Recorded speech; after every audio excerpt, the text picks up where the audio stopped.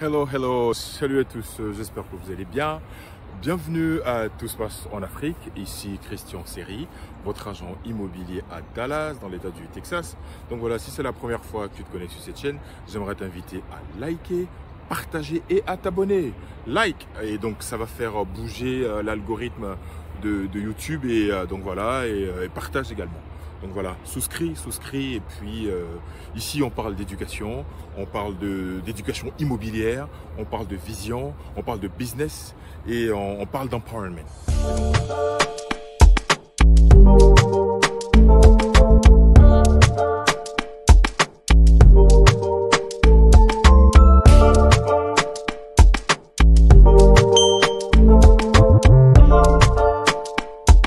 Le sujet de ce jour, tu as dû voir sur l'affiche, sur la miniature, et le sujet c'est pourquoi j'ai quitté la France. Pourquoi j'ai quitté la France. Les gens vont se dire waouh. Et ouais, aujourd'hui je vais parler un tout petit peu de moi. Donc voilà, donc c'est Christian Seri. Et donc je voulais partager ça, aujourd'hui. Je me suis dit bon, I'm going to open up a little bit so you will get to know me more. Et donc voilà, je suis né en Côte d'Ivoire, donc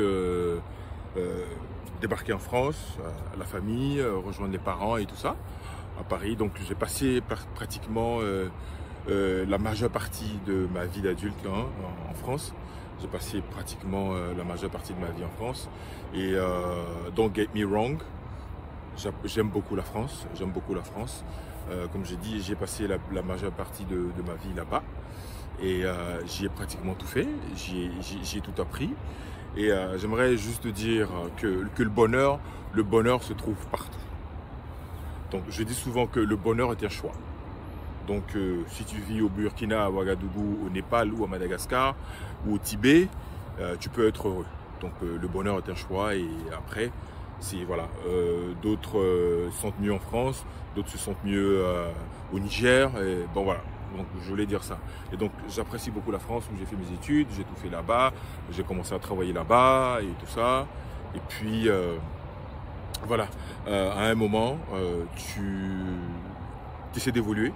Parce que j'ai travaillé dans pas mal de grandes entreprises dans la région parisienne, que ce soit vers Mitry-Mory, Gennevilliers, Paris, Champs-Élysées, avenue de la Grande Armée, j'y ai travaillé et tout ça, Roissy, j'y ai travaillé pendant des années. Et après, moi c'est personnel, c'est personnel.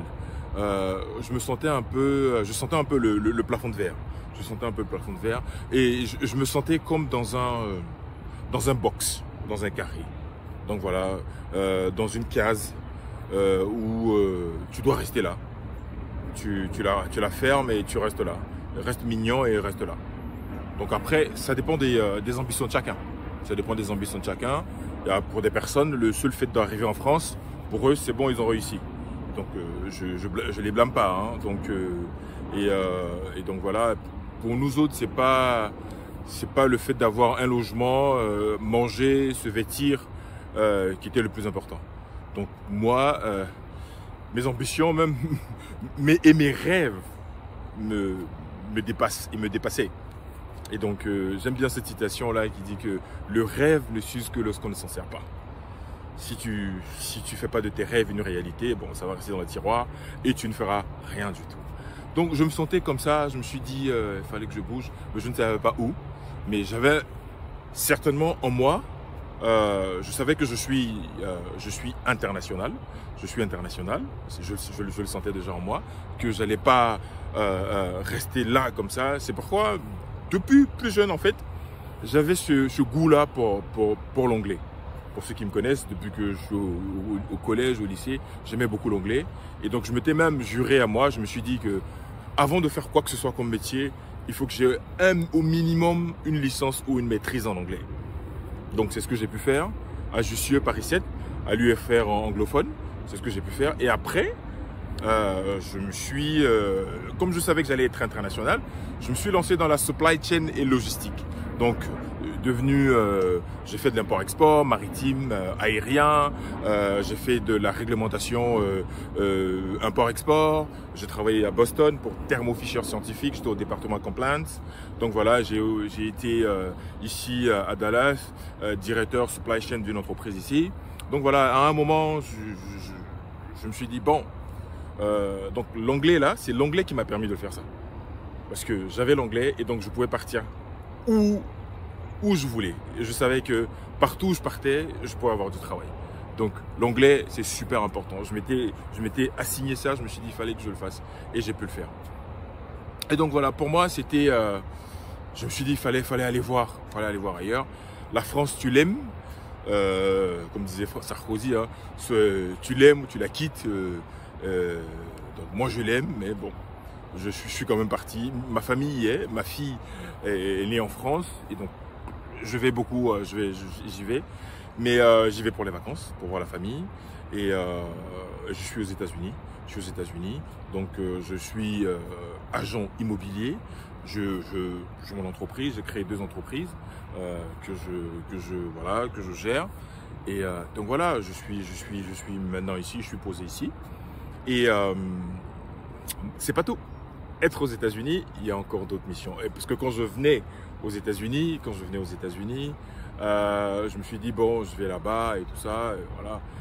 C'est la grandeur, il y a 51 États, tu peux vivre à Boston, tu peux vivre à New York, c'est un continent, mais c'est large, ce pays c'est un continent quoi. Si tu n'aimes pas Dallas, tu peux aller à Washington, tu n'aimes pas Washington, tu peux aller à New Hampshire, c'est immense.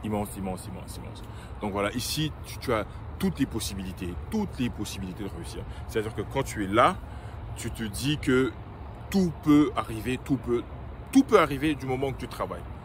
Il n'y a pas de limitation. La limitation, c'est toi. Et moi, je dis souvent même en France, si tu arrives à l'aéroport, tu arrives à Roissy, on te donne une carte de séjour, on te donne des papiers et tout ça, on te dit, allez, la ville est à toi, le pays est à toi, vas-y. Je t'assure que ça ne va pas être évident pour toi. Ça va pas être évident. Effectivement, c'est déjà bien d'avoir des papiers quand on arrive, mais la vie en France, pour ma part, la France, c'est bon pour les études. Les études, super. La santé, super.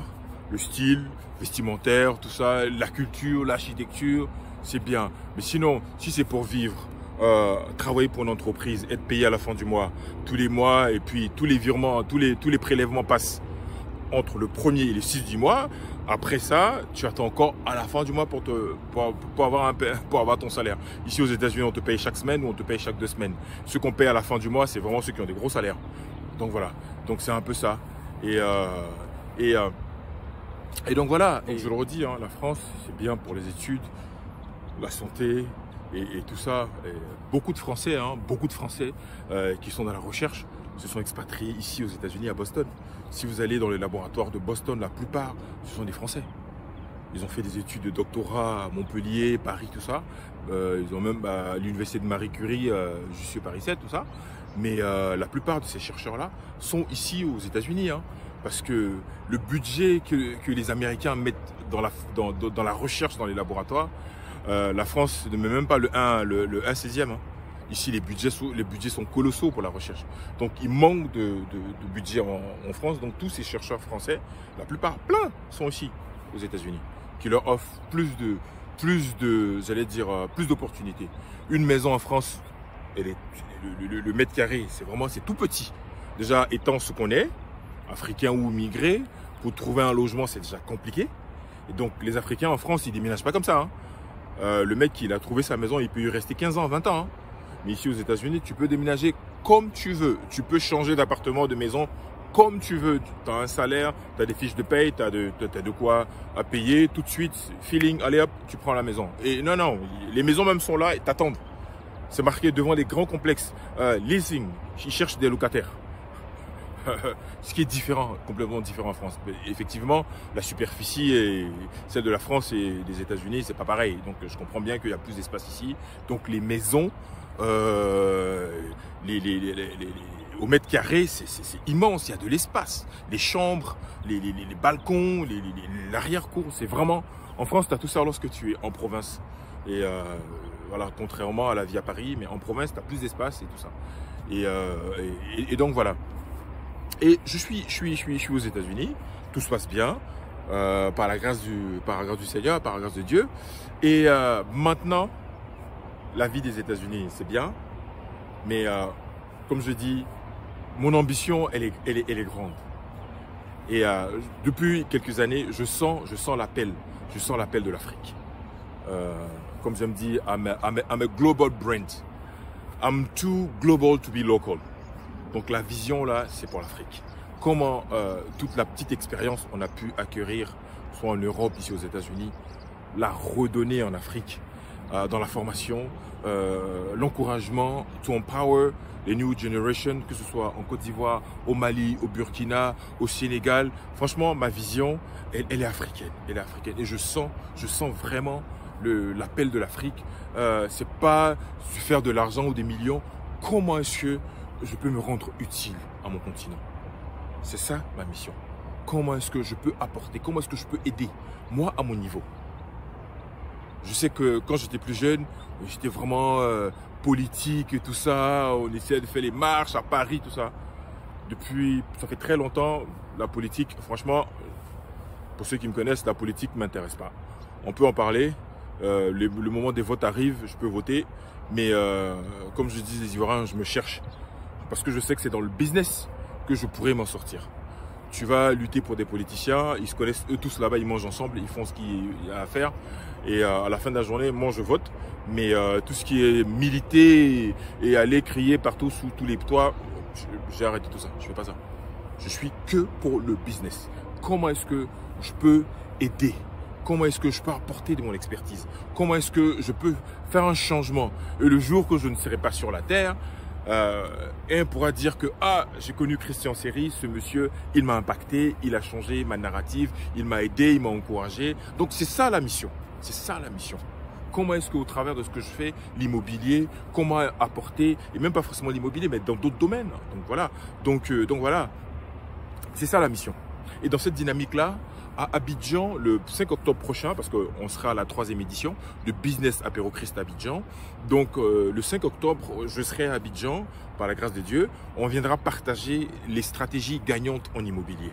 C'est-à-dire que tu es un jeune ou tu es n'importe qui, tu veux rentrer dans l'immobilier et tu ne sais pas comment faire, ou bien tu es déjà même dans le domaine de l'immobilier et tu peines à mettre certaines stratégies gagnantes en place. On viendra partager la connaissance, vraiment partager. On vient partager. Moi, je ne suis pas une personne qui fait de la rétention d'informations. Quand je sais quelque chose, je le partage. Parce que je sais que ce que je partage, ça va me revenir un jour. Ça, je le sais. Donc, je suis toujours, quand je sais, je connais, j'aime partager. Donc voilà, et donc c'est dans cette dynamique-là. On sera à Abidjan, il y aura des orateurs de renom, il y aura un bon moment de networking, puissant. Ce sera au Palm Club. Et donc voilà, certainement l'affiche va apparaître là. Donc voilà, si vous voulez faire des commentaires, il n'y a pas de souci, faites des commentaires et puis on peut en parler. Et pour ceux qui veulent aller en France, qui ont besoin de conseils ou même aux États-Unis, si voilà, on est là, comment on peut apporter si tu viens d'arriver aux USA et que tu as besoin d'être guidé un peu, besoin de conseils, feel free to reach out to me, ok? Je serai ravi d'apporter ma petite expérience ou ma petite touche, donc voilà. Mais encore une fois, c'est l'Afrique. Parce que dans notre continent, il y a tout à faire. Tu prends juste la Côte d'Ivoire, il y a tellement à faire. Tu prends le Mali, il y a tellement à faire. Le Sénégal, le Burkina, la Guinée, vous voyez la Guinée est un ciel de richesse, la Guinée-Conakry. Oh oui, la Guinée-Conakry est un ciel, un pays super riche. Et qu'est-ce qu'on peut faire pour aider dans notre domaine d'expertise? C'est ça. Comment est-ce qu'on peut se mettre ensemble? Comment on peut être une ressource pour chacun? Et puis nous aider, parce que c'est pas les autres qui vont construire le continent africain pour nous. Hein.